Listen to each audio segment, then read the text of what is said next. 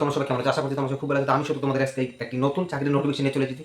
চলো এই নোটিফিকেশনে তোমাদের কি বলা আছে এবং তোমাদের কি ক্রাইটেরিয়া রয়েছে এবং কবে থেকে তোমরা এই ফর্মটাতে অ্যাপ্লাই করতে পারবে। তো চলো আমার চ্যানেল নতুন হয়ে থেকে চ্যানেলটি সাবস্ক্রাইব করতে হবে, পাশে থাকা বেল আইকন অবশ্যই দেবো এই ডিফেন্স রিলেটেড কিছু আপডেট পেতে। তো চলো সবার আগে চ্যানেলটাকে সাবস্ক্রাইব করতে, চলো ভিডিওতে যাওয়া যাক।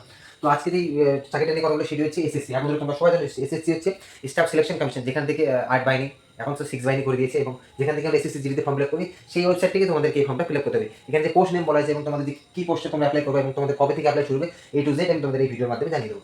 তো চলো আমরা প্রথমে দেখে নিই এখানে কি বলা হয়েছে। তো এটা এসএসসি থ্রু থেকে এসএসসি থেকে এটা রিক্রুটমেন্ট করা হবে এবং তোমাদের যে পোস্ট হবে সেটা হচ্ছে Delhi police head constable 2024, yani 2025 সালে নিউ নোটিফিকেশন বেরিয়েছে।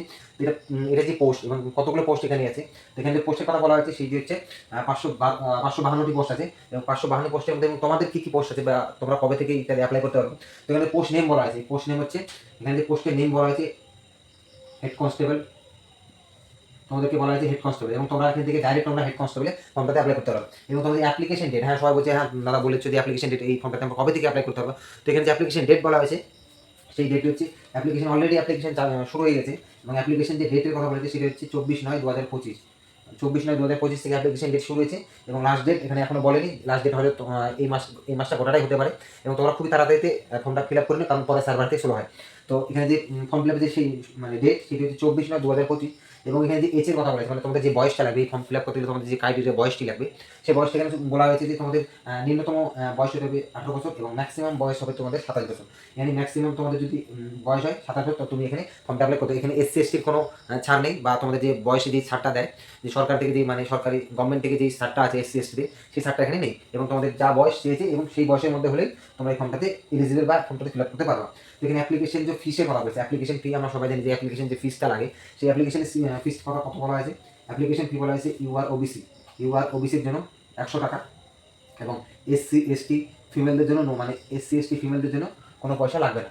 তো এখানে বলা হয়েছে যে যদি এসসি এসটি হয়ে থাকে বা ফিমেল হয়ে থাকে তাহলে এখানে কোনো পয়সা লাগবে না।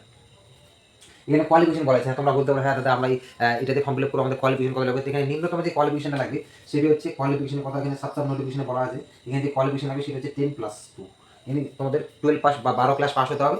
তুমি কোনো যে কোনো সাবজেক্ট থেকে তুমি আগে 10 পাস বা কোনো বোর্ড থেকে তুমি আগে 12 পাস করে থাকো তাহলে তুমি এই ফর্মটাতে এলিজিবল বা এই ফর্মটা তুমি ফিল আপ করতে পারবা। তো এখানে যে এখানে সাবসাব নোটিফিকেশনে বলে দেওয়া আছে তোমাদের যে মানে পরীক্ষা সেই পরীক্ষাটা কবে হবে। সেই পরীক্ষাটা তোমাদের সিবিটি হবে, yani সিবিটি আমরা সবাই জানি সিবিটি হচ্ছে কম্পিউটার বেসিক টেস্ট।